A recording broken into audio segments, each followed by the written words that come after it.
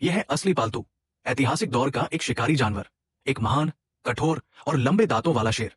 मगर इस वक्त वो एक जाल में फंसा हुआ था। आदमी ने धीरे से अपना भाला उठाया और सोचने लगा कि ये अच्छा मौका है उसे मौत देने का। मगर जब उसने शेर की बेबसी और उसकी ऐसी हालत देखी तो उसका दिल पिघल गया। फिर आदमी शेर से कहता है, मुझे मत खाना, मैं तुम्हें यहां से आजाद करवा देता हूं। और फिर उस पर गिरे लकड़ी के तख्ते हटाने लगा। आदमी की पूरी कोशिशों के बाद शेर जल्दी ही आजाद हो गया। मगर उस वक्त शेर ने अचानक अपना रुख बदला और आदमी के पास पहुंच गया।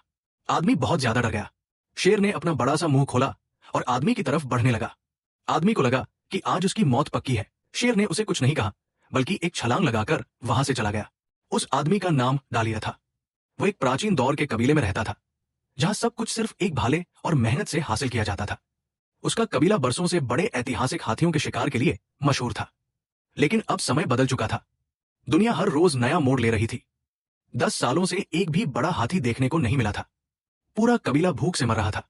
इस मुश्किल से निकलने के लिए कबीले के एक जादूगर ने अपनी जान दांव पर लगाकर एक इल्हाम, दिव्य संदेश प्राप्त किया और कहा कि जल्द ही एक महान नायक पैदा होगा जो कबीले की सारी परेशानियों का हल निकालेगा। मगर इसी के साथ एक और मुसीबत भी आएगी। 4 टांगों वाला शैतान कबीले पर हमला करेगा। वो शैतान घाटी में आकर तबाही मचाएगा। देखते ही देखते जादूगर की ये बात सच साबित होने लगी। वे बड़े हाथी जो 10 सालों से गायब थे, अचानक फिर से घाटी में दिखाई देने लगे। कबीले के लोग जमीन पर लेट गए और हाथ पे रगड़ने लगे, सिर्फ इसलिए कि वे हाथियों के पास पहुंच सके। कुछ लोग तो इतनी हिम्मत कर बैठे कि अपनी जान जोखिम में डालकर हाथियों के पैरों के नीचे पहुंच गए, सिर्फ इस उम्मीद में ताकि आसानी से शिकार हो सके। जल्द ही एक बहादुर शिकारी उठा और उसने हाथियों के सरदार को डरा दिया। आसपास के कबीले के लोग भी ये देखकर खड़े हो गए और उसका साथ देने लगे, और सारे हाथी अपने सरदार के साथ दूर भागने लगे। बाद में लोगों ने हाथियों के झुंड को अपने बिछाए गए जाल की तरफ भगा दिया। लोगों ने आखिरी हाथी को काबू करने के लिए पत्थर गिरा दिए। एक बड़ा जाल उठाकर हाथी को कैद कर दिया गया। फिर सब लोग आगे बढ़ने लगे और अपने हाथ में भाले लेकर शिकार करने के लिए हमला कर दिया। मगर जब हाथी घायल हो गया तो उसने अचानक अपनी जान बचाने के लिए भागना शुरू कर दिया। सबको लग रहा था कि शिकार हाथ लग गया है, लेकिन हाथी भागने लगा। नौजवानों ने रस्सी पकड़कर हाथी को काबू करने की कोशिश की। हाथी भागता रहा और वे सब इधर उधर गिर गए।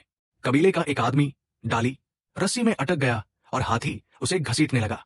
फिर सारा जाल टूट गया और डाली छूट गया और हाथी भी अपने झुंड से अलग हो गया था। हाथी को बहुत गुस्सा आया और उसने पलटकर डाली पर हमला कर दिया।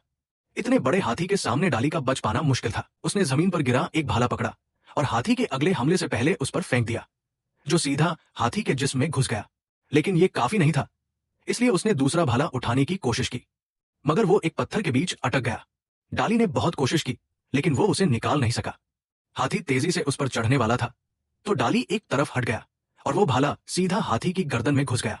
हाथी सामने पड़े बड़े पत्थर से टकराकर जोर से नीचे गिरा और उसका जिस्म भाले से छलनी हो गया। इस तरह वो महान हाथी हमेशा के लिए गिर गया। ये सब कबीले के लोगों ने अपनी आंखों से देखा और इसी वजह से डाली को कबीले का महान शिकारी मान लिया गया। उसे सफेद बाल का निशान देकर कबीले का सरदार बना दिया गया और कबीले की खूबसूरत लड़की बाई फूमा से उसकी शादी कर दी गई। को जंगल में जाकर रक्षा की तैयारी करनी थी, लेकिन जंगल में एक और अजीब बला का सामना हुआ। एक खतरनाक जानवर जिसे देखकर औरतें जमी हुई रह गई और झाड़ियों से एक जोरदार चीखने की आवाज आई। ये जानवर और कोई नहीं बल्कि 10,000 साल पहले का खूनी जंगली मुर्गा था। मौत सिर पर मंडराने लगी तो एक लड़के ने छलांग लगाई, मगर उसका मुंह उल्टी दिशा में चला गया और मुर्गा नीचे गिर गया।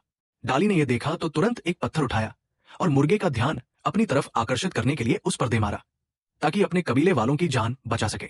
मगर अब मुर्गा सिर्फ डाली का पीछा कर रहा था। डाली एक ऊंचे पत्थर पर चढ़ गया जो इतना ऊंचा था कि मुर्गा उस पर नहीं चढ़ सकता था।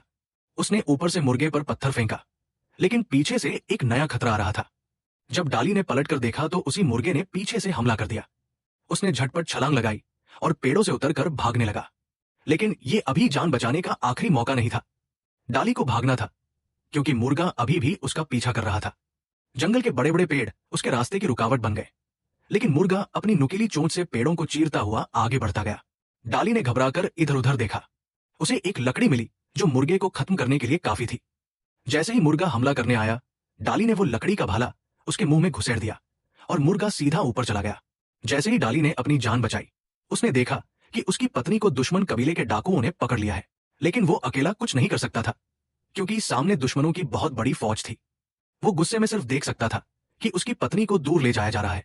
कुछ देर बाद डाली को झाड़ियों में अपना पुराना कबीले का सरदार मिला, जो बुरी तरह घायल था। डाली उसे एक सुरक्षित जगह पर ले जाने की कोशिश करने लगा ताकि उसका इलाज किया जा सके। डाली और बूढ़ा कबीले का सरदार आखिरकार एक करीबी कबीले में पहुंच गए। जैसे ही उन्होंने जमीन पर रखा खाना उठाया, वे जाल में फंस गए और कबीले के लोगों ने उन्हें घेर लिया। इन लोगों में उस कबीले का सरदार भी था। लेकिन तभी एक जबरदस्त आवाज ने सबका ध्यान अपनी तरफ खींच लिया। जब सबने देखा तो ये वही शमशीरदार बड़े दांतों वाला शेर था जिसे डाली ने बचाया था। सभी लोग इस खौफनाक जानवर को देखकर डर के मारे पीछे हटने लगे, लेकिन सिर्फ डाली अपनी जगह पर अड़े खड़ा रहा।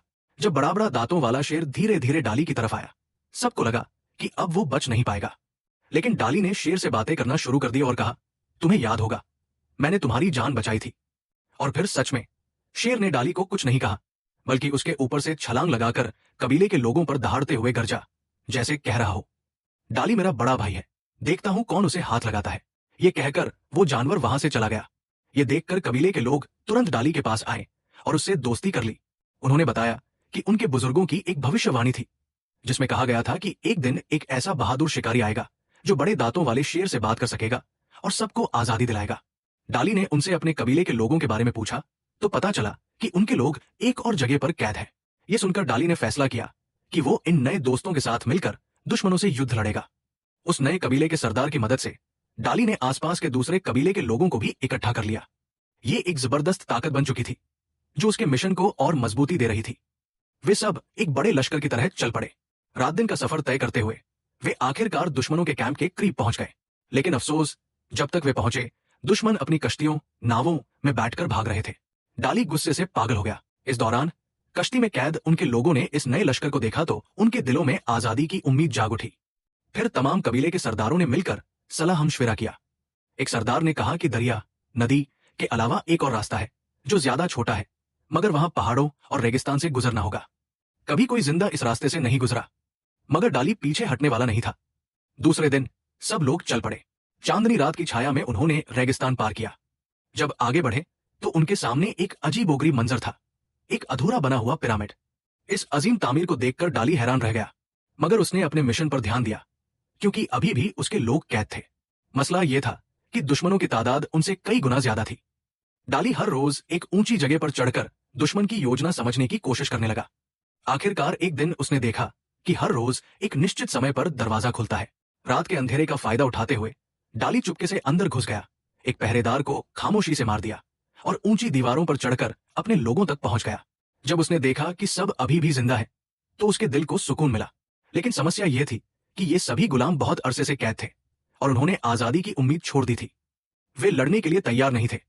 डाली ने उन्हें समझाने की बहुत कोशिश की, मगर किसी ने उसका साथ नहीं दिया। मजबूर होकर वो वापस जाने लगा ताकि कोई और तरीका सोच सके। लेकिन रास्ते में उसे दुश्मन के पहरेदारों ने देख लिया। पहरेदार उसका पीछा करने लगे और इसी तरह डाली का छिपा हुआ कैंप भी दुश्मनों के सामने आ गया। डाली ने तुरंत अपना भाला उठाया और लड़ने लगा। दूसरी तरफ बूढ़ा सरदार भी अपना सफेद बालों वाला भाला उठाकर 4 दुश्मनों से भिड़ गया। उसने सभी को जमीन पर गिरा दिया, मगर उन्हें मारा नहीं। लेकिन तभी एक सिपाही वहां से भागने लगा ताकि वो कबीले को यह खबर दे सके। ये देखकर बूढ़े सरदार ने अपने सफेद बालों वाला भाला फेंका और उस सिपाही का काम तमाम कर दिया। लेकिन जैसे ही वो जीत के बाद अपना हथियार उठाने लगा, एक छिपे हुए दुश्मन ने पीछे से आकर उसकी छाती में खंजर घूम दिया। बूढ़े सरदार ने आखिरी ताकत लगाकर उस दुश्मन को भी मार गिराया, लेकिन अब वो ज्यादा देर तक जिंदा नहीं रह सकता था। जब तक डाली उसके पास पहुंचा, उसकी जिंदगी खत्म होने वाली थी। मरने से पहले उसने डाली से कहा कि वो अपने कबीले को आजाद कराए और अपने वालिद का दिया हुआ भाला उसे सौंप दिया। बूढ़े सरदार की मौत ने डाली को तोड़कर रख दिया, मगर उसके पास रुकने का वक्त नहीं था। उसने फैसला किया कि वो अपने लोगों का बदला लेगा और उन्हें आजाद कराएगा। अगले दिन वो चुपके से गुलामों की लाइन में शामिल हो गया ताकि सबसे कमजोर जगह से हमला किया जा सके। तभी सामने से एक मुहाफिज हाथियों के साथ आता दिखाई दिया। कबीले के एक आदमी ने उस मुहाफिज को मार डाला और डाली ने एक भाला उठाकर हाथी को दे मारा, जिसकी वजह से सभी हाथी पागलों की तरह दौड़ने लगे और मुहाफिज उनके पैरों तले कुचले जाने लगे। ये देखकर बाकी कबीले वालों ने भी पूरे जोश के साथ दुश्मनों पर हमला कर दिया और सभी मुहाफिजों को मार डाला। लेकिन अभी वे अपनी जीत का जश्न मना ही रहे थे कि अचानक एक दुश्मन ने सायरन बजा दिया। देखते ही देखते कबीले के सभी लोगों ने घुटने टेक दिए। डाली हैरान होकर ये सब देखता रहा। तभी सामने दुश्मन अपने तख्त से बाहर आया। वो सोच रहा था कि सब कुछ उसके कब्जे में है, उसने अपनी ताकत दिखाने की कोशिश की, मगर डाली को इन बातों से कोई फर्क नहीं पड़ा। एक मौके का फायदा उठाकर डाली ने अपना भाला फेंका, जो सीधा दुश्मन के जिस्म में जा घुसा। दुश्मन, जो सबका सरदार था, अब अपने ही तख्त से नीचे गिर रहा था। अब सबको समझ आ गया कि वह भी एक इंसान ही था। यह देखकर उनका डर खत्म हो गया। एक जबरदस्त जंग छिड़ गई। अब गुलाम आजादी की उम्मीद के साथ लड़ने लगे। देखते ही देखते दुश्मन के तमाम वफादार मारे गए और आखिरकार डाली ने अपनी बीवी को आजाद करवा लिया। इस तरह की और रोमांचक कहानियों और फिल्मों के लिए हमारा चैनल सब्सक्राइब करें, ताकि हर आने वाली वीडियो आप तक पहुंच सके।